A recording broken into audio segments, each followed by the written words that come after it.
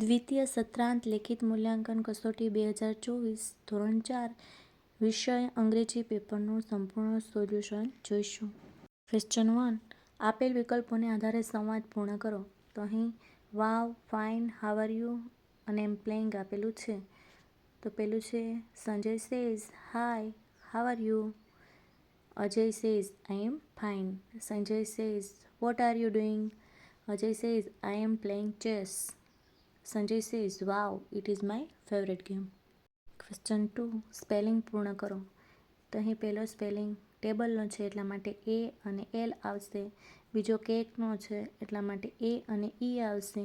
ત્રીજો ઓરેન્જનો છે એટલા માટે આર અને જી આવશે. અને ચોથો રોઝનો છે તો તેમાં ઓ અને ઈ આવશે. ક્વેશ્ચન 3. ફકરો વાંચીને પ્રશ્નોના જવાબ લખો. તો અહીં ફકરાને ધ્યાનપૂર્વક વાંચવાનો છે, ત્યારબાદ તેના જવાબ આપવાના છે. પહેલો ક્વેશ્ચન છે how many sons did the farmer have. તો તેનો જવાબ આવશે ધ ફાર્મર હેડ 4 સન્સ. બીજો ક્વેશ્ચન છે what did the farmer give to his sons. તો તેનો જવાબ આવશે the farmer gave a bundle of sticks to his sons. ત્રીજો છે હુ કેપ્ટ ક્વોરલિંગ. તો તેનો જવાબ આવશે the sons always kept quarrelling. Question 4. નીચે આપેલ વાક્યોનું અનુલેખન કરો. તો અહીં આપેલા વાક્યો સારા અક્ષરે લખવાના છે. ક્વેશ્ચન 5. શબ્દોના આધારે કોઈ એક વિષય પર 3 વાક્યો લખો. તો અહીં પહેલાં ડોગ વિશે જોઈશું. તો નીચે છે a dog has a curve tail. બીજું ઇટ હેઝ 4 legs. અને dogs are found in various colours. એવી જ રીતે પીકોકના બનશે a peacock has a blue નેક.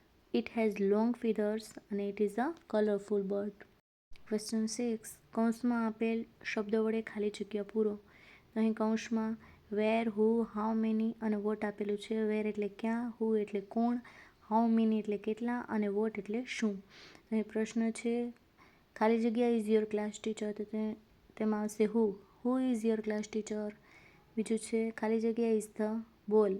તો તેમાં પ્રશ્ન બનશે વેર ઇઝ ધ બોલ. ત્રીજું છે ખાલી જગ્યા ઇઝ યોર મધર્સ નેમ. તો તેમાં ક્વેશ્ચન બનશે what is your mother's name. ચોથું છે ખાલી જગ્યા books are there in the bag. તો તેમાં પ્રશ્ન બનશે how many books are there in the bag. Question 7. ખાલી જગ્યા પૂરો. પેલું છે રેહાન ઇઝ. તો તેમાં આવશે હિઝ બ્રધર. બીજું છે ખાલી જગ્યા એમ અ ટીચર. તો તેમાં આવશે આઈ એમ અ ટીચર. ત્રીજું છે ધીસ ઇઝ ખાલી જગ્યા બુક. તો તેમાં આવશે ધીસ ઇઝ હર બુક. ચોથું છે ખાલી જગ્યા આર ફ્રેન્ડ્સ. તો તેમાં આવશે they are friends. Question 8. And, but અને ઓરનો ઉપયોગ કરી વાક્યોને જોડો. તો અહીં પેલું છે Kajal is my friend but Nita is not my friend. Kajal મારી ફ્રેન્ડ છે પરંતુ નીતા મારી ફ્રેન્ડ નથી. બીજું છે I may play cricket or I may go to the park. કાં તો હું ક્રિકેટ રમીશ અથવા બાગમાં જઈશ. Gita and Sita are good friends. Question 9. ઉદાહરણ મુજબ 4 વાક્યો બનાવો. તો અહીં ઉદાહરણ આપેલું છે John was in the garden at 6 PM. એવી રીતે નીચેના વાક્યો બનાવવાના છે. તો તેમાં પહેલું બનશે Jay was at the shop at 11 PM. બીજામાં બનશે Meera was at her home at 4 AM.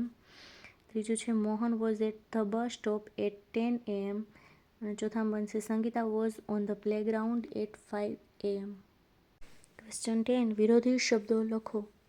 તો અહીં પેલું છે હેવી. હેવી એટલે ભારે. તો એનું વિરોધી થશે લાઇટ એટલે હલકું. બીજું છે ફાસ્ટ એટલે કે ઝડપી. તેનું વિરોધી થશે સ્લો એટલે કે ધીમું. ત્રીજું છે ટોલ એટલે કે ઊંચું. તેનું વિરોધી થશે શોર્ટ એટલે કે નીચું અથવા ટૂંકું. ચોથું છે બિગ એટલે કે મોટું. તો તેનું વિરોધી થશે સ્મોલ એટલે કે નાનું.